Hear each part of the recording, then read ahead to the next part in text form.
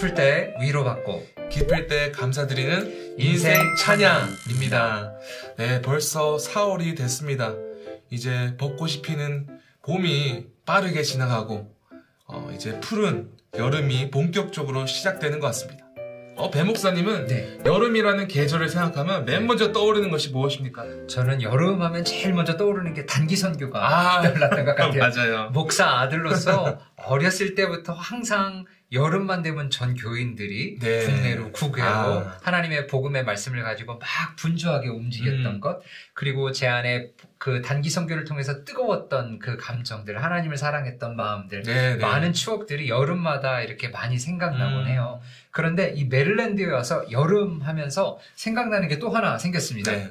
네, 뭐 너무 유명하죠. 블루크랩이 생각나는 거예요. 처음에 이 메릴랜드에 왔을 때 이 개 그림이 어디 가나 다 있는 거죠. 운전면허증에도 개가 있는 거예요. 그래서 처음에 왔을 때는 아무리 소개할 게 없다고 해도 개를 여기저기에 붙여놨나 이해를 못했는데 살다 보니까 너무 맛있고요. 그리고 이 잡는 재미가 꽤 있더라고요. 그래서 저는 여름 하면 메릴랜드에서는 그 블루크랩이 많이 생각나는 것 같아요. 맞습니다. 이제 블루크랩 많이 먹어야겠네요. 네, 저는 여름 하면은 푸른 나무가 울창한 숲속이 생각이 납니다. 그래서 저는 메릴랜드 와서 너무 좋은 게 제가 있던 캐나다는 단풍이 유명하죠. 네네. 단풍도 좋고 또 벚꽃도 좋지만 이 푸른 숲속 나무가 참 많더라고요, 메릴랜드에. 그래서 네네. 이 푸른 자연 속에서 정말 아직 우리가 막 자유롭게 이곳저곳 다니지 못하지만 이 푸른 나무만 생각해도 마음속에 이렇게 시원해지는 것 같아요. 맞아요. 네. 저도 텍사스에 있을 때 보면 텍사스는 정말 황량하거든요. 네. 아무것도 없는데 여기 와서 숲이 울창하고 있는 거 보니까 그 안에만 들어가도 사실 여름이면 좀 시원해지고 기분이 참 좋은 것 같아요. 맞습니다. 또 제가 여름 하면은 냉면이 생각나요. 그쵸. 네, 시원한 냉면 이렇게 좀 먹고 싶습니다. 그러니까요. 그래서 여러분께서도 좀 하루 빨리 저희 팬데믹이 종식돼서 우리가 하나님께서 누리게 하시니 아름다운 여름의 계절을 즐기는 또 그 기회가 있기를 소망합니다. 그래서 오늘은 배 목사님께서 익명의 사연 하나를 좀 소개해 주실 텐데요. 그 전에 제가 여러분께 이 소개될 찬양에 대한 힌트가 되는 성경 구절 하나를 먼저 소개해 드리기 원해요. 그래서 한번 이 말씀을 들으시고 좀 맞춰보셔도 좋을 것 같아요. 시편 46편 10절인데요. 이르시기를 너희는 가만히 있어 내가 하나님 됨을 알지어다. 영어로도 한번 읽어보겠습니다. 이 영어로 읽으면 아마 이행권 분들이나 이분들은 아실 수도 있어요. 이 찬양이 어떤 찬양인지. Be still and know that I am God. 여러분 혹시 눈치채셨나요? 네, 한번 좀 더 생각해보시고 배 목사님께서 그동안 사연을 읽어주시겠습니다. 네, 사연을 소개하겠습니다. 역시 익명으로 보내주신 사연이었는데요. 제가 읽겠습니다. 10수년 전의 일입니다. 다음날 눈을 뜨는 게 두려울 정도로 비즈니스로 아주 힘겨운 시간을 보낼 때였습니다. 매일 새벽 기도를 나가 주님께 맡기겠다고 기도하면서도 현실의 문제 앞에선 여전히 염려와 두려움에서 온전히 벗어나지 못하는 상태에 있었고 주님을 온전히 신뢰하지 못하는 그런 자신의 모습에 실망과 자책의 마음으로 더욱 힘들었던 시간이었습니다. 그러던 어느 날 예배 중에 주 품에를 찬양하는데요. 갑자기 주님이 정말 우리를 품에 안고 있는 듯한 너무나 따뜻한 느낌과 함께 말로 설명할 수 없는 평강이 차올랐고 너무 감사해서 펑펑 울면서 찬양했던 기억이 납니다. 그때 다시금 용기와 담대한 마음으로 채워져 일어날 힘을 얻었었는데요. 찬양이 주는 힘이 이렇게 놀랍구나 하는 경험을 해주었던 저의 인생 찬양 주품에를 여러분들께 소개합니다. 네. 먼저 이 귀한 간증을 보내주신 성도님께 진심으로 감사드리고요. 우리가 살면서 이렇게 힘겨운 시기를 거칠 때가 있습니다. 네. 물론 그럴 때마다 하나님 한 분만을 신뢰하고 더 기도하고 더 하나님의 말씀에 귀 기울여야 한다는 것을 머리로 또 마음으로도 알면서도 참 우리가 너무 연약한 존재인지라 현실과 상황 앞에 있는 이것들이 있을 때 더 크게 보일 때가 있잖아요. 맞아요. 마치 큰 파도와 폭풍이 밀려오는 것처럼 두려울 때가 있습니다. 사실 이런 경험을 해본 사람만 이 막막함과 두려움을 공감할 수 있을 것 같아요. 그런데 사연을 통해 소개해 주신 주 품에라는 찬양이 우리 인생 가운데 밀려오는 거친 파도와 폭풍 속에서 역사하시는 하나님에 대해서 담고 있는 찬양입니다. 그래서 이 찬양의 원곡 제목은 Still인데요. 이거를 한국말로 좀 해석하면 네. 가만히 있는, 움직이지 않는, 잠잠히 있는 등의 의미로 번역할 수 있습니다.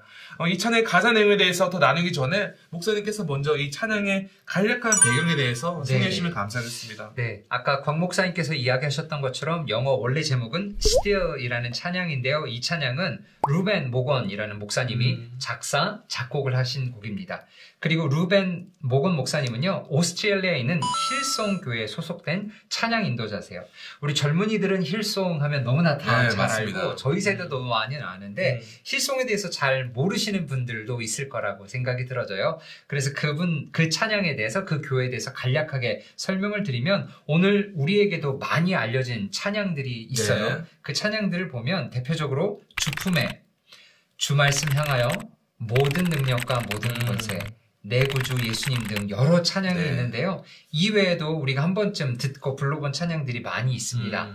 힐송교회는 현재 오스트레일리아뿐만 아니라 전 세계적으로 캠퍼스가 있어서 전 세계적으로 찬양으로 아주 쓰임 받고 있는 교회입니다. 네네. 그리고 Still, 한국 제목으로는 주품에라는 찬양은요, 아까 곽 목사님께서 읽어주신 시편 46편 10절에 있는 말씀을 모티브로 해서 작사, 작곡된 곡인데요.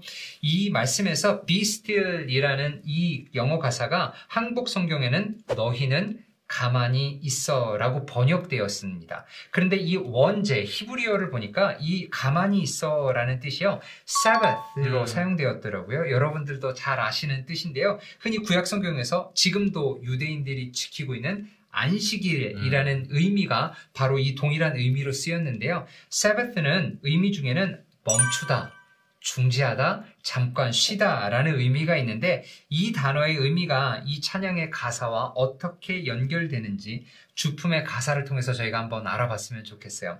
곽 목사님께서는 이 특별히 생각나는 힐송 찬양이 혹시 있으세요? 네, 저는 청년 때도 많이 부르고 수련회 때마다 많이 부르는 One Way, 네. 오직 예수라는 찬양인데 좀 많이 기억이 나는 것 같아요. 네, 들썩들썩 우리가 마음을 뜨겁게 했던 것 같은데요. 목사님은요? 저는 내 구주 예수님이라고 해서 예. 샤우트도 이라고 해가지고 그 대학교 때 이 찬양 들으면서 우리의 마음을 잡고 참 많이 울었던 찬양, 하나님을 찬양한다고 고백했던 그 시절이 떠오르고 있는 것 같아요. 좋은 찬양이죠. 네, 그래서 좀 제가 먼저 이 찬양 가사를 읽어드리기 원합니다.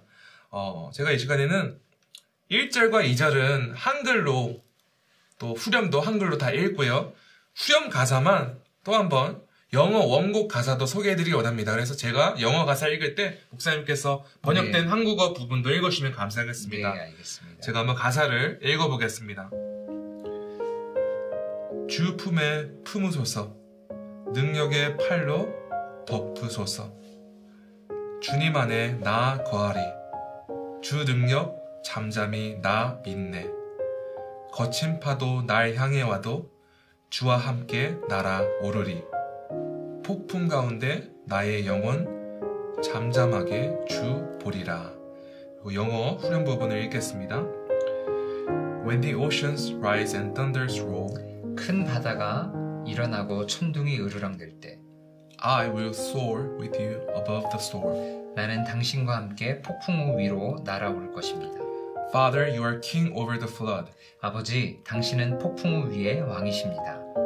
I will be still and know you are God. 나는 잠잠히 있어 당신이 하나님 되심을 알게 될 것입니다. 아멘. 목사님은 이 찬양 가사 좀 어떻게 묵상하셨나요? 네, 저는 아까 이 모티브가 시편에 있는 말씀을 따라서 졌다고 했었잖아요. 근데 사실 배경을 잘 모를 때는 저는 이 찬양 들을 때 출애굽기 14장 14절에 있는 말씀이 먼저 탁 떠올랐었어요. 그 말씀은 이렇게 얘기해요. 여호와께서 너희를 위하여 싸우시리니 너희는 가만히 있을지어다. 그래서 그냥 수동적으로 아무것도 안 하고 있는 것이 아니라 하나님의 크고 높고 위대하심이 역사하시는 것들을 바라보면서 저분이 내가 믿는 하나님이구나. 전지전능 모든 것들을 다 하실 수 있는 분이구나 라고 고백했던 이 출애굽기의 가사의 그 내용이 이 찬양과 저는 이게 탁 매치가 됐었던 것 같아요. 네, 맞습니다. 특별히 아까 목사님께서 말씀해 주신 사바스라는 그 히브리 단어가 이제 멈추라, 멈추다, 잠시 쉬다 이런 의미인데 왜 하나님께서는 이런 우리가 그런 거친 파도가 우리를 향해 오고 막 이것이 다가올 때 왜 멈추라고 했을까? 사실상 인간은 그런 일이 있을 때 뭔가를 해보고 싶잖아요. 맞아요. 내가 뭔가 수습하고 싶고 누구에게 도움을 받고 싶고 뭔가 잡아보고 싶은 마음의 굴뚝 같은데 하나님께서는 그 순간 우리에게 잠시 가만히 있어라. 잠잠히 있어라. 그런데 이것은 목사님 말씀하신 것처럼 우리가 아무것도 안 하고 숨만 쉬고 가만히 있으라는 게 아니라 내가 무엇을 해보려고 발바둥 치고 걱정하고 두려워하는 것이 아니라 정말 이것을 위해 역사하고 계시고 열심히 일하고 계시는 하나님을 주목하라 라는 그런 의미로 우리가 해석할 수 있습니다. 그래서 그런 의미 보았을 때 참 이 찬양 가사가 너무 와닿는 것 같아요. 거친 파도가 날 향해 와도 주와 함께 날아오르리. 폭풍 가운데 나의 영은 잠잠하게 주 보리라. 그리고 영어 가사에서도 폭풍 위에 우리의 왕 되신다. 하나님께서 그 폭풍을 다스리시는 분이다. 그렇기 때문에 우리가 안심하고 주님을 신뢰하고 따라갈 수 있다는 거죠. 네, 저는 또 이 찬양 생각하면서 아까 출애굽기 말씀과 함께 한 장의 사진이 머릿속에 계속 스치는 것 같아요. 네. 그 등대가 있는데 그 등대가 큰 파도로 막 잡아먹힐 듯 하는데 네. 그 등대 안에 있는 사람들은 평안히 있는 그 모습. 아, 사실 큰 파도가 올 때 우리가 할 수 있는 거는 아무것도 없는 네, 것 네. 같아요. 뭘 한다고 하면 쓸려 내려가고 죽을 수밖에 없는데 그냥 주님 안에 있기 때문에 말 그대로 주 품에 있기 때문에 평안하고 안정을 누릴 수 있는 것은 하나님이 그 모든 것들을 다스리시는 분이다라고 하는 그 한 장의 사진이 이 찬양을 부를 때마다 이렇게 제 머리에 낙인되곤 했었던 것 같아요. 맞습니다. 저는 또 이 찬양 가사를 읽으면서 생각난 그 성경 구절이 있는데 네.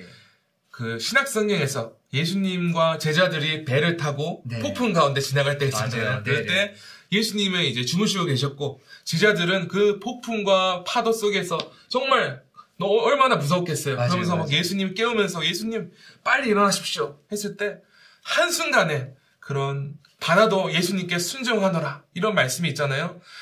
정말 근데 우리는 똑같은 것 같아요. 제자들처럼 그런 엄청난 일이 우리 가운데 있을 때에 주님이 우리 마음 안에 함께 계시고 그분이 함께 동행하신다는 것을 알면서도 주님 빨리 이거 고쳐주세요. 빨리 수습해주세요. 빨리 제 앞에 있는 문제들 없애주세요. 이렇게 기도할 때가 많은 것 같아요. 맞아요. 근데 그런 것 같아요. 사실 하나님의 타이밍이라는 게 있죠. 하나님의 때가 있고 하나님께서 정말 최선으로 여기는 방법대로 정말 우리를 도와주시고 또 그 과정을 통해서 우리를 훈련시키기도 하지 않습니까? 맞아요. 그래서 그런 의미에서 참 은혜스러운 찬양인 것 같습니다.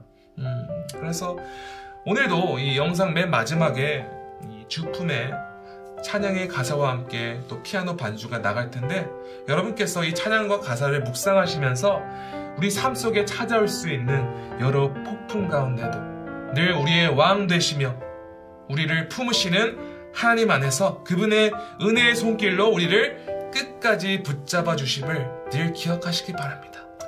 그리고 잠잠히 우리를 강한 손으로 붙드시는 하나님을 주목하시는 이 시간 되면 좋겠습니다. 그래서 오늘 이 순서를 마치기 전에 시편 46편 10편을 제가 한 번 더 읽고 오늘 인생 찬양을 마치려고 합니다. 이르시기를 너희는 가만히 있어 내가 하나님 됨을 알지어다. 여기까지 8번째 인생 찬양이었습니다. 감사합니다.